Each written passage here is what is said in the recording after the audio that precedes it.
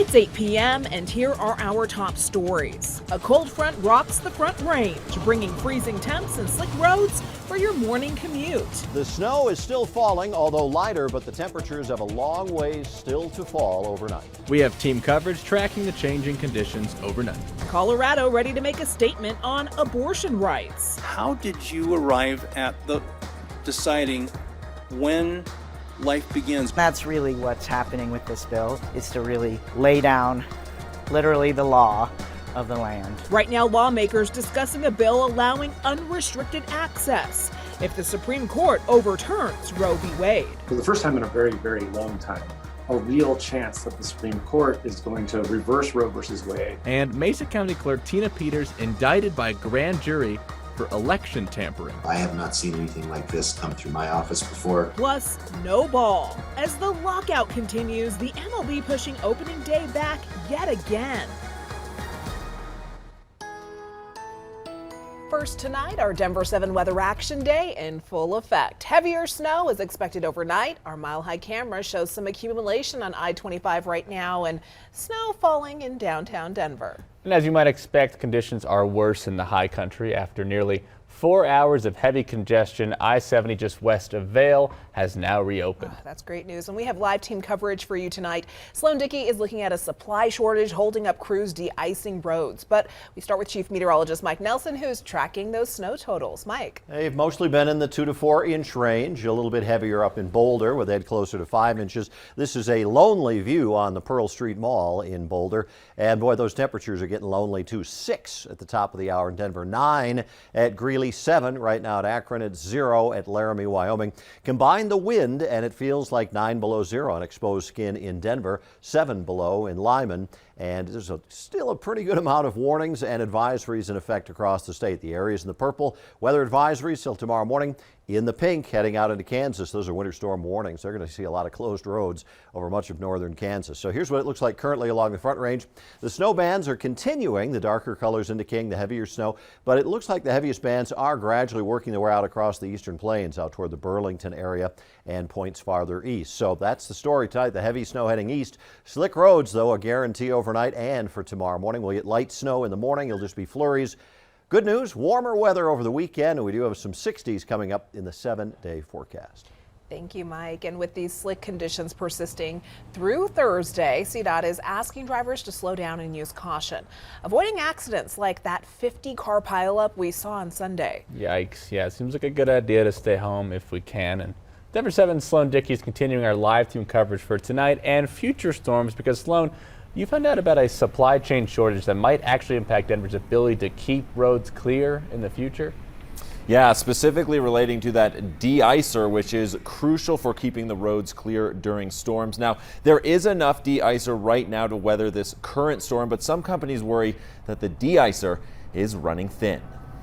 They will just load and load and load. When it comes to de-icing the roads, Snow Management Services in Denver has a lot of work to do. We have some properties in the Denver Tech area that we'll have to fill these multiple times just to do their property. But all that work requires a lot of supply, specifically de-icer. In any given storm, we will easily go through 10 truckloads, which basically equates to 200, a truckload is 25 tons. But that de-icer is running short. Supply chain problems, a warm start to winter, and several recent storms have left buyers with few options. Some of what's impacted is we didn't have any weather in October, November, and December. And unfortunately, with the way the events have played out, this isn't normal. So we're just going through it faster than what would be the normal case. Now suppliers are stretched thin. Basically what they're doing is trying to take care of the needs of the many, and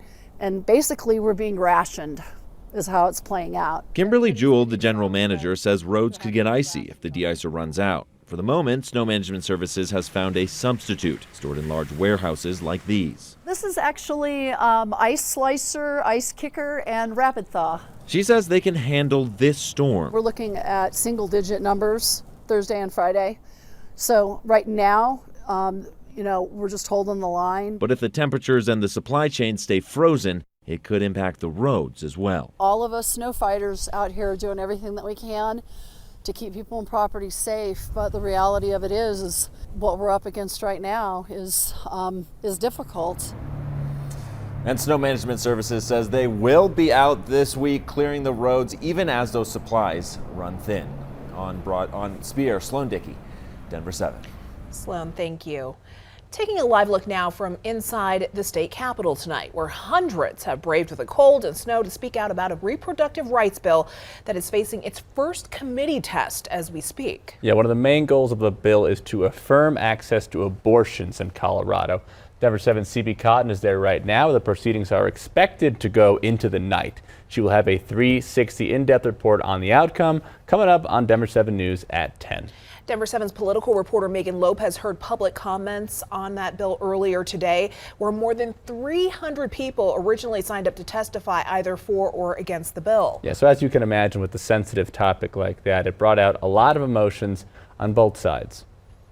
Quite simply, our rights are under attack. It's a debate that happens almost every year at the Colorado State Capitol. The gravity of what we're being asked to decide today. A debate about life, a debate about women's rights. In Colorado, since in the last 10 years, I think our number is over 100 of number of bills that we've defeated. This time, though, this debate is a little different. After 3 anti-abortion bills failed in a legislative committee last month on Wednesday, it has never been more critical that we protect abortion rights. A bill to protect choice. House Bill 1279 would codify in state law that everyone has the right to use or refuse contraception, that abortions are legal in Colorado, and that it's illegal to prosecute or punish someone who seeks one. This bill is all about ensuring access, and that's it, period, the end. DU political science professor Josh Wilson says this bill won't change much that's happening here. Very little will explicitly change with the passage of a law like this. But the conversation is in response to the events on a national level. For the first time in a very, very long time, a real chance that the Supreme Court is going to reverse Roe versus Wade or really dramatically open up doors for states to regulate abortion in ways that we haven't seen before, is that you'll have states that protect and states that restrict. Supporters of the bill, like Representative Meg Froelich, say this is necessary. What we appreciate about this is that it sets the absolute framework and establishes that this is what we want in Colorado. During that committee hearing, though, Republican lawmakers raised concerns about when life begins. As stated in your bill, there is no right given to the unborn through any stage of development. They also brought up the failed bills and the ballot measures and asked why a statutory change is needed. And if we believe that the people, that the citizenry, they're not going to change course, that they're going to continue down this trajectory of not having any sort of restriction on abortion, why is this bill necessary? The debate over abortions is always emotional. One woman being forced to leave the hearing after an outburst. It's a conversation that's not new in Colorado and a debate that will likely lead to several late nights in the legislature. Megan Lopez, Denver 7. Thank you, Megan. As you mentioned, the Reproductive Health Equity Act deals with more than just abortion rights. So to learn more, we have a summary of the bill for you on thedenverchannel.com. New at 8, a Douglas County judge says school board members violated the purpose of open meeting laws before firing former Superintendent Corey Wise. Under open meeting laws, public matters cannot be discussed in private if 3 or more members are present. But the judge says the board's conservative majority circumvented the law by having a series of one-on-one discussions before the board's president and vice president told Wise he could resign or be fired.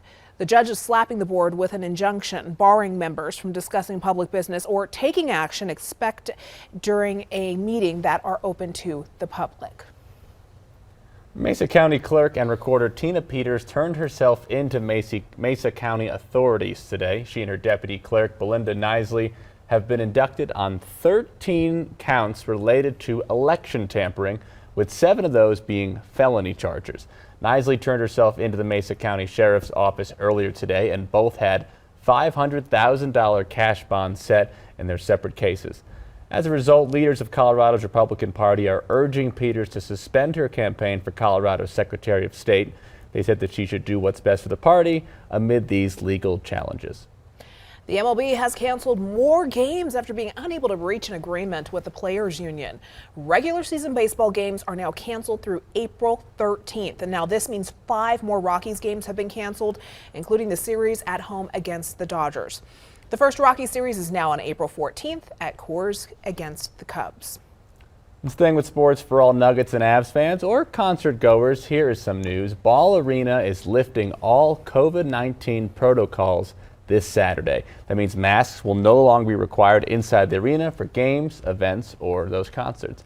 And in addition, you will not have to provide proof of a negative COVID-19 test or that you haven't been vaccinated. However, for concerts, artists can still require masks or vaccination proof, including that Billie Eilish concert next weekend. She does not want you to be a bad guy.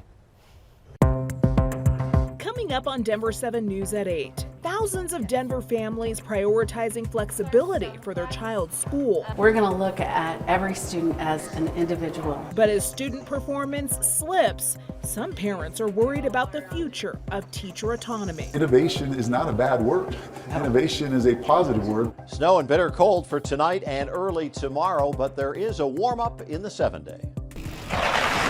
Holy spokes! We introduce you to Sister Shred, who's never afraid to tear up Colorado's backcountry. Some days you just feel like you want to sit down in the trail and cry. And then you realize you have to get up.